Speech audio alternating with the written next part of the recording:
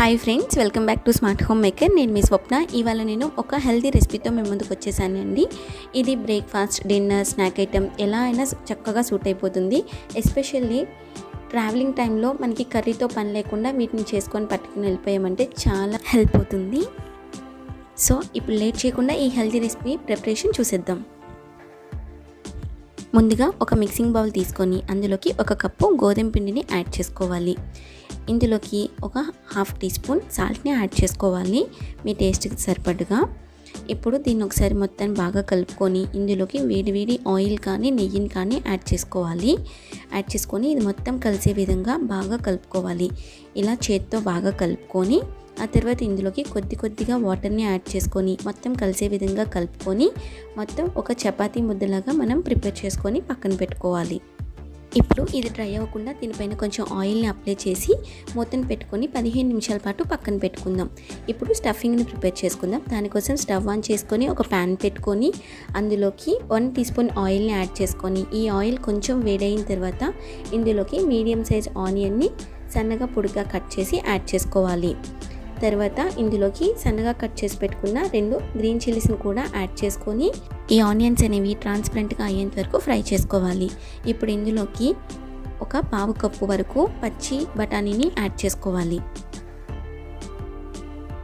ఇప్పుడు వీటిని 1 మినిట్ పాటు ఫ్రై చేసుకొని ఆ తర్వాత ఇందులోకి ఒక బీట్రూట్ని తీసుకొని దాన్ని ఈ విధంగా తురుముకొని దాన్ని కూడా యాడ్ చేసుకోవాలి. ఇప్పుడు వీటిని ఒక 3 నిమిషాల పాటు ఈ విధంగా ఫ్రై చేసుకొని ఈ బీట్రూట్ అనేది పచ్చివాసన పోయేంత వరకు బాగా ఫ్రై చేసుకోవాలి. ఈ విధంగా ఫ్రై చేసుకున్న తర్వాత ఇప్పుడు ఇందులోకి ఒక చిన్న బంగాళదుంపని తీసుకొని ఉడికించుకొని దాన్ని కూడా ఈ విధంగా స్మాష్ చేసుకొని దాన్ని కూడా యాడ్ చేసుకోవాలి. మీకు గడ్డలు లేకుండా బాగా స్మాష్ అవ్వాలి అంటే ఈ బంగాళదుంపను కూడా గ్రేటర్ని యూజ్ చేసి తురుముకోండి. అప్పుడు మీకు పర్ఫెక్ట్గా వస్తుంది. సో ఈ విధంగా అంతా కలిసే విధంగా కలుపుకోవాలి. ఇప్పుడు ఇందులోకి ఒక హాఫ్ టీ స్పూన్ కారం, ఒక హాఫ్ టీ స్పూన్ ఉప్పు, పావు చెంచా చాట్ మసాలా, ఒక పావు చెంచా గరం మసాలాని యాడ్ చేసుకొని ఇవన్నీ బాగా కలిసే విధంగా కలుపుకోవాలి. కలుపుకొని స్టవ్ ఆఫ్ చేసుకొని ఒక 1 టీ స్పూన్ లెమన్ జ్యూస్ని యాడ్ చేసుకొని ఒక్కసారి ఈ విధంగా కలుపుకోవాలి. అంతేనండి, మన స్టఫింగ్ అనేది రెడీ అయిపోయింది. మనం కలిపి పెట్టుకున్న ఈ చపాతీ ముద్దని చపాతీ సైజులోని ఎన్ని వస్తే అన్నింటినీ ఈక్వల్ పార్ట్స్లో ప్రిపేర్ చేసుకొని పక్కన పెట్టుకుందాం.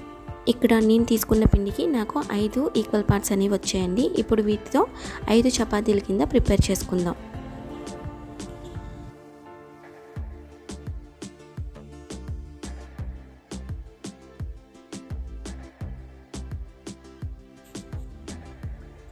ఈ విధంగా చపాతీని ప్రిపేర్ చేసుకున్న తర్వాత మనం ముందుగా ప్రిపేర్ చేసుకున్న కర్రీ ఉంది కదండి, దాన్ని ఇందులోకి స్టఫింగ్ చేసుకోవాలి.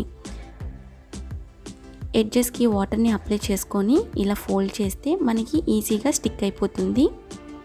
అంతేనండి. ఇప్పుడు దీన్ని కాల్చుకోవడం కోసం స్టవ్ ఆన్ చేసుకొని ఒక తవ్వాన్ని పెట్టుకొని అది కొంచెం వేడైన తర్వాత దానిపైన దీన్ని ఈ విధంగా పెట్టుకోవాలి. ముందు ఆయిల్ అనేది ఏమీ యాడ్ చేయకుండా ఈ విధంగా అటువైపు ఇటువైపు తిప్పుకుంటా 30 సెకండ్స్ పాటు తర్వాత కొంచెం ఆయిల్ని యాడ్ చేసుకొని అటువైపు ఇటువైపు తిప్పుకుంటూ ఒక 30 సెకండ్స్ పాటు ఫ్రై చేసుకోండి. అంతేనండి, మన ఎంతో టేస్టీ హెల్తీ పరోటా అనేది రెడీ అయిపోయింది. దీన్ని ఇప్పుడు ఒక ప్లేట్లోకి సర్వ్ చేసుకుందాము. ఇదే విధంగా మిగిలిన వాటన్నింటినీ కూడా ప్రిపేర్ చేసుకుందాం.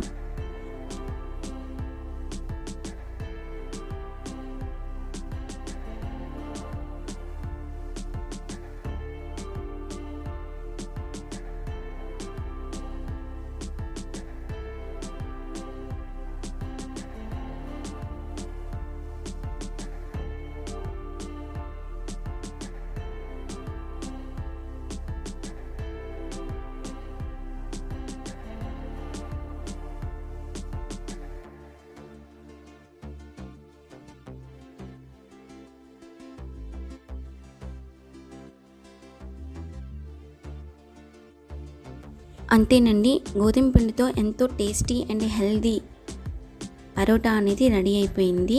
కర్రీస్తో ఏం పని లేకుండా డైరెక్ట్గా మనం తినేయచ్చు దీన్ని. ఇప్పుడు దీన్ని మీకు కావాల్సిన షేప్లో దీన్ని కట్ చేసుకొని సర్వ్ చేసుకోవడమే. ఓకే ఫ్రెండ్స్, ఈ వీడియో కానీ మీకు నచ్చినట్లయితే లైక్ చేసి కమెంట్ చేయండి. అలాగే మీలో ఎవరైనా ఫస్ట్ టైం మన ఛానల్ని చూస్తున్నట్లయితే తప్పకుండా సబ్స్క్రైబ్ చేసుకొని పక్కనే ఉన్న బెల్ ఐకాన్ క్లిక్ చేయండి. నేను కొత్తగా పెట్టే వీడియోస్ మిస్ అవ్వకుండా మీకు నోటిఫికేషన్ రూపంలో వచ్చేస్తాయి. Thank you for watching. Bye.